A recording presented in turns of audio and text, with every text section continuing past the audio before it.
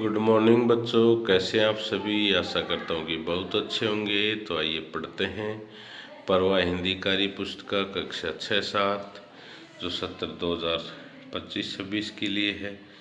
राजस्थान राज्य शैक्षणिक अनुसंधान एवं परिषद द्वारा प्रकाशित की गई है, जिसमें थोड़ा व्याकरण का विज्ञान है, संज्ञा, सर्वनाम, क्रिया, विशेषण। और तो आज हम पढ़ेंगे कार्यपत्रक संख्या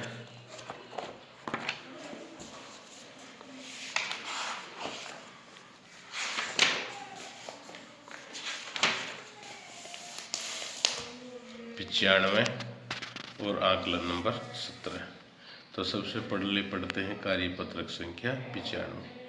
दक्षता, लिखित सामग्री के तथ्यों को पढ़ना और समझ पाना। तो इसमें लिखा है, एक बड़ा कार्यक्रम उतना ही बड़ा जितने आपके बच्चे की कल्पना। अखिल भारतीय जेब्रा रंग प्रतियोगिता 2025 में भाग लीजिए। भारत का सबसे बड़ा बाल कलाकृति कार्यक्रम हाजिर है। पूरे देश में हजारों पाठशालाओं के लाखों बच्चे इसमें भाग लेने वाले हैं। बच्चों, ये आपके लिए भी जी भर कर चित्रकारी करने का मौका है। माता पिता, ये आपके बच्चों के लिए अपनी रचनात्मकता का प्रदर्शन करने का राष्ट्रीय अवसर है। जीतने वाली कलाकृतियों को देश के अनेक शहरों की प्रदर्शनियों में पेश किया जाएगा। अधिक जानकारी के लिए आपकी पाठशाला में पूछें। तो मतलब पाठशालाओं को भी इसके बारे में बताया गया है। तो उपरोक्त वर्णित विज्ञापन को पढ़कर दिए गए प्रश्नों के उत्तर लिखिए। विज्ञापन, यह विज्ञापन एक प्रतियोगिता की घोषणा कर रहा है। अगला प्रश्न है, ये कार्यक्रम रेगिस्तान की पाठशालाओं के लिए खुला है। तो पूरे देश की पाठशालाओं के लिए खुला है। अगला जो है, जो माता पिता चाहते हैं कि उनका बच्चा भाग ले, उन्हें रेगिस्तान से संपर्क करना चाहिए। तो किससे संपर्क करना चाहिए? पाठशाला से। अब बात करते हैं, इसमें से कौन सा कथन सही है? जीतने वाली कलाकृतियों को देश के कई प्रदर्शनियों में पेश किया जाएगा। ये कथन एकदम सही है कि जो भी कलाकृतियाँ जीतेंगी उनको पूरे देश भर में पेश किया जाएगा। अब पढ़ते हैं आकलन नंबर 17। तो बच्चों, आइए आकलन नंबर 17। निम्नलिखित गद्यांश को पढ़कर दिए गए प्रश्नों के उत्तर लिखिए। एक गुरुकुल में बहुत से छात्र पढ़ते थे। गुरुकुल के सभी छात्रों को गुरुदेव सभी छात्रों को पढ़ाते थे। पूरी शिक्षा पूरी होने पर गुरुदेव परीक्षा लेते थे। परीक्षा में सफल होने वाले छात्र पास होकर चले जाते तथा फेल होने वाले छात्रों को दोबारा पढ़ना पड़ता था। इसी गुरुकुल में अकर्मा, विकर्मा व सुकर्मा नाम के 3 मित्र पढ़ते थे। क्या नाम था बच्चों उनका? अकर्मा, विकर्मा और सुकर्मा। अपनी पढ़ाई पूरी होने के बाद वे तीनों अंतिम परीक्षा के लिए गुरुदेव के पास गए, पर गुरुदेव ने बिना परीक्षा लिए ही भेज दिया। वे जल्दी जल्दी गांव की तरफ चल दिए। रास्ते में एक जगह बहुत सारे कांटे पड़े थे। तीनों सोचने लगे कि क्या करें, कांटे हटाएं तो देर हो जाएगी। अकर्मा विकर्मा कांटों से पैर बचाकर निकल गए, पर सुकर्मा उन कांटों को हटाने लगा। उसके मित्रों ने उसे चलने को कहा, पर वह बोला कि यदि मैं इन कांटों को नहीं हटाया तो रात में किसी भी यात्री को चुभ जाएंगे। इतना सुनते ही गुरुजी झाड़ी के पीछे से निकल आए और बोले, मैंने ही ये कांटे तुम तीनों की परीक्षा लेने के लिए बिछाए थे। सुकर्मा परीक्षा में सफल हो गया और वे दोनों वापस गुरुकुल चले गए। तो पहले जो गुरुकुलों में पढ़ाई होती थी, उन पढ़ाई में बच्चों नैतिक शिक्षा भी बहुत ज़रूरी थी। तो ये नैतिक शिक्षा है कि हमें रास्ते में पड़े कांटों को हटाना चाहिए जिससे कि दूसरे के पैर में ना चुभे। तो सुकर्मा ने वो काम किया जिससे कि वो परीक्षा में पास हो गया और गुरु ने वही परीक्षा उनके लिए रखी थी। तो गुरु को कभी भी कम नहीं समझे और कम नहीं आके गुरु कभी भी हमारी परीक्षा लेते रहते हैं।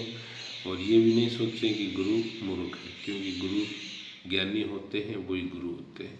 और उनके पास तुम्हारे जैसे बच्चे रोज़ पढ़ने आते हैं और कई वर्षों से वो पढ़ा रहे होते हैं, उनको बहुत ज़्यादा अनुभव होता है। तो ये था छोटा सा गद्यांश और उससे पूछे गए प्रश्नों के उत्तर। ध्यानपूर्वक देना है। तो गुरुकुल में नहीं पढ़ने वाला छात्र है, देखो कौन कौन से थे, अकर्मा, विकर्मा और सुकर्मा। तो निकर्मा नाम का कोई भी छात्र उस गुरुकुल में नहीं था। अगला प्रश्न है, मैंने ये कांटे बिछाए थे, किसने कहा? पहला ऑप्शन है गुरुदेव, दूसरा अकर्मा, तीसरा विकर्मा, चौथा गुरुकुल ने। तो गुरुदेव ने ही ये वो कांटे रास्ते में उनकी परीक्षा लेने के लिए बिछाए थे। कांटों से पैर बचाकर निकल गए। तो बच्चों कांटों से पैर कौन बचाकर निकला? अकर्मा व सुकर्मा, सुकर्मा व विकर्मा, अकर्मा व विकर्मा, सुकर्मा व गुरुजी।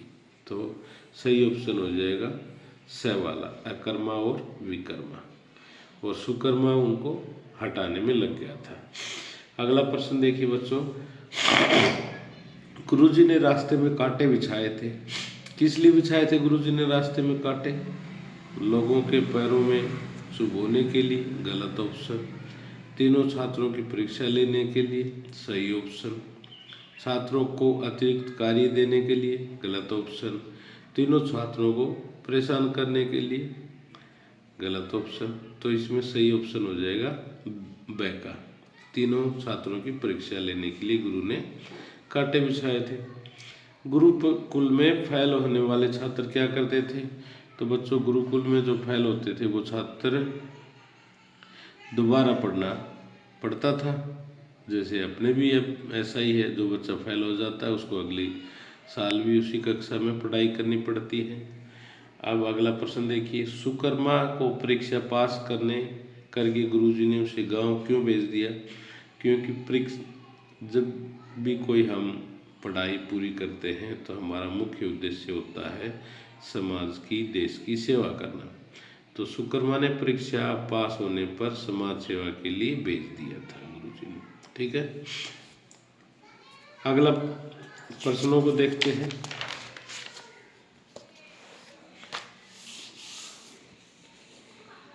इस गद्यांश को पढ़कर आपको क्या शिक्षा प्राप्त हुई? तो इस गद्यांश को पढ़कर हमें ये शिक्षा मिली कि हमारी कहीं न कहीं कोई न कोई परीक्षा ले रहा है तथा हमें अपने कर्तव्य करते रहना चाहिए। चाहे तो गुरु हमारी परीक्षा ले रहे हैं या फिर भगवान भी हमारी परीक्षा ले रहे हैं। अगला प्रश्न 8 का, रेखांकित शब्दों के विलोम शब्द लिखिए। सफल का रेखांकित शब्द है बच्चों, इसका सफल का हो जाएगा असफल। जल्दी जल्दी, इसका विलोम शब्द हो जाएगा धीरे धीरे।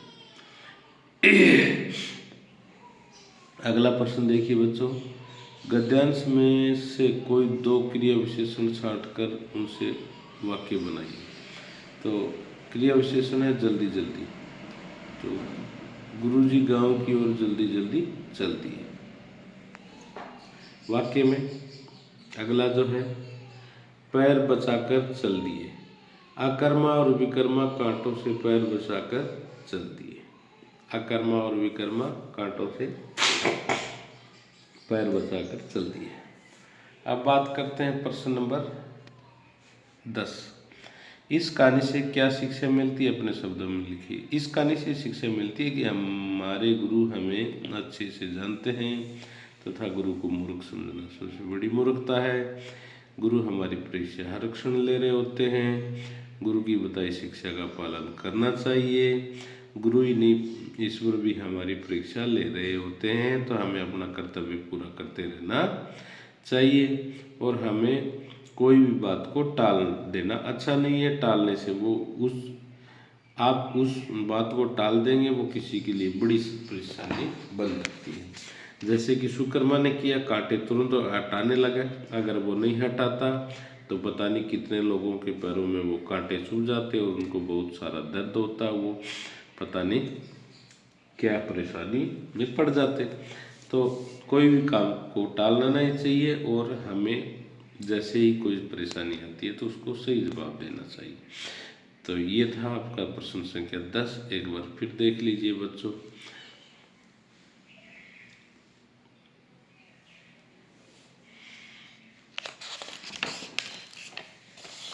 आकलन नंबर 17 जो है 10 प्रश्न है इसमें।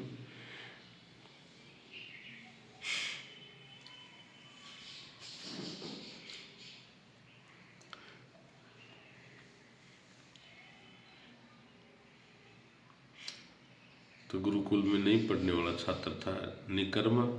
मैंने ये कांटे बिछाए किसके लिए थे? गुरुदेव कांटों से पैर बचाकर निकल गए। अकर्मा और विकर्मा।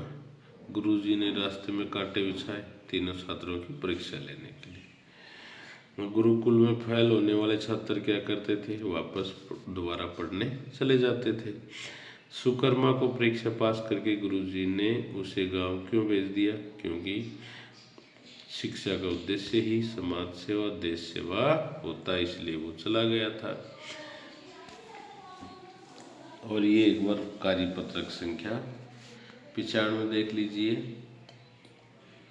ये तो बिल्कुल छोटा सा है, ये एक विज्ञापन है। ये विज्ञापन एक प्रतियोगिता है। ये कार्यक्रम पूरे देश भर में है। जो माता पिता चाहते हैं कि उनका बच्चा भाग ले, उन्हें पाठशाला जाना चाहिए। इसमें कौन सा कथन सही है? जीतने वाली कलाकृतियों को देश की कई प्रदर्शनियों में पेश किया जाएगा।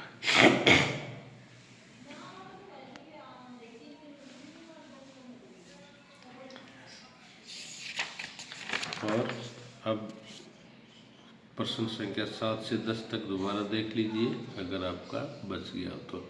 इस गद्यांश को पढ़कर क्या शिक्षा प्राप्त की? इस गद्यांश को पढ़कर शिक्षा प्राप्त ये की कि हमारी कहीं न कोई कभी न कभी कोई न कोई परीक्षा ले रहा होता है। या तो समय हमारी परीक्षा लेता है, या भगवान हमारी परीक्षा लेता है, या कोई हमारे गुरु हमारी परीक्षा लेते रहते हैं। और हमें अपने कर्तव्यों को पालन सदा करते रहना चाहिए। अगर हम अपने कर्तव्यों का पालन नहीं करेंगे तो हम परीक्षा में फेल हो जाएंगे। अगला है रेखांकित शब्दों का विलोम शब्द। सफल का विलोम शब्द हो जाएगा असफल। जल्दी जल्दी का विलोम शब्द हो जाएगा धीरे धीरे। गद्यांश में से कोई दो क्रिया विशेषण छांटकर उनसे वाक्य बनाइए।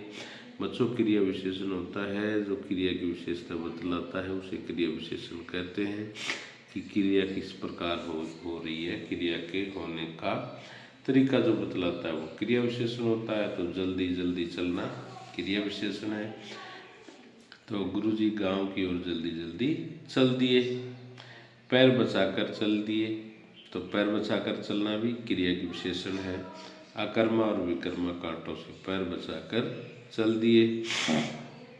तो ये दो जो थे वो क्रिया विशेषण थे और क्रिया विशेषण से हमने उनको वाक्य में प्रयोग कर दिया। अगला प्रश्न है, इस कहानी से क्या शिक्षा मिलती है? अपने शब्दों में लिखिए। तो बच्चों, इस कहानी से हमें बहुत बड़ी शिक्षा मिलती है। शिक्षा में ये मिलती है कि हमें अपने कर्तव्यों को कभी नहीं छोड़ना चाहिए। जो हमारे कर्तव्य हैं उनको पूरा करना चाहिए। और यह सभी नहीं समझना चाहिए कि गुरु तो मूर्ख है जो हमें बिना परीक्षा के ही पास कर दिया। तो गुरु कभी भी बिना परीक्षा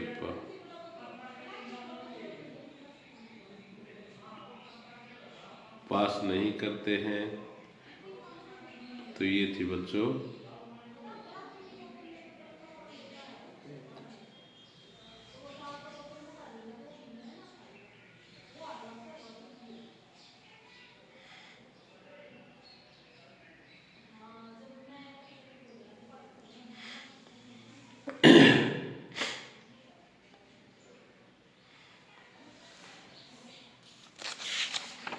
तो धन्यवाद बच्चों, आपने एक बार फिर देख लिया है।